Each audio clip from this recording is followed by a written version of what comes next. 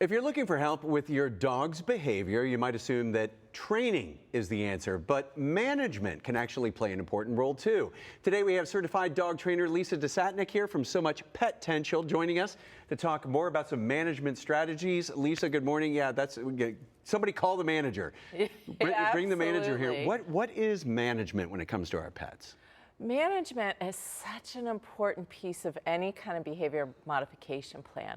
Think about management as a way to prevent the problem behavior from occurring and the emotions that go along with that problem behavior, and about how can we make the wanted behaviors and emotions easier to do. You're setting yourself and your pet up for success more with the management strategies. They can fail, but it's very important to have a management strategy. Because how can you create that management strategy? What goes into that? Yeah, so you want to be, you can be creative with it, but you want to first pinpoint what is the behavior that we're looking at. What do we need to prevent from happening, and what are the behaviors that would work instead? What are the triggers for that behavior? Then what can we do to make it possible for those behaviors not to happen in the first place, so that we can be more successful with our training plans?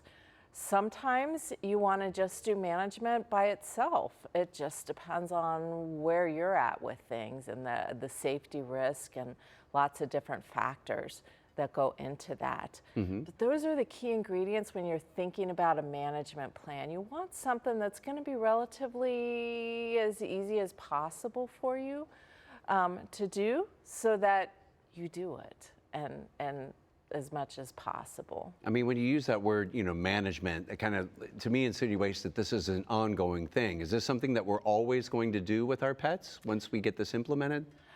It's one of those things that you have to say it depends. If it's a safety risk, I have a Jersey who is a safety risk. When he goes into the vet, he is always going to have a muzzle on when he goes into the vet. So we were working on cooperative care and muzzle training with him. When you've got a puppy, you're probably going to want to implement some really good management through that puppy phase to help with everything from house training to chewing on things that you don't want.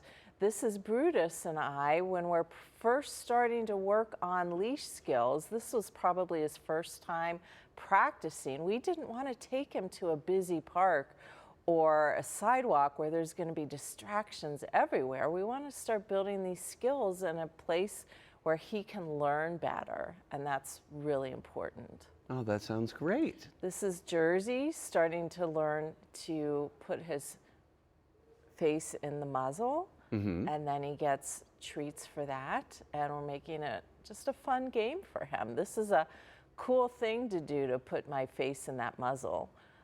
That's what we want him to feel when he does that. And easing into that and working into it is definitely the key there. Well, Yeah. Lisa, if somebody is watching this and they want to learn more about those differences between training, management, and they need your help with that, how can people find you and get in touch with you to learn more? Sure. I've got a website, somuchpetential.com.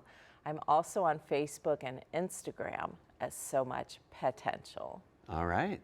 Well, Lisa Desatnik, it's always great talking with you. We appreciate you coming in. Yeah, great to be here again.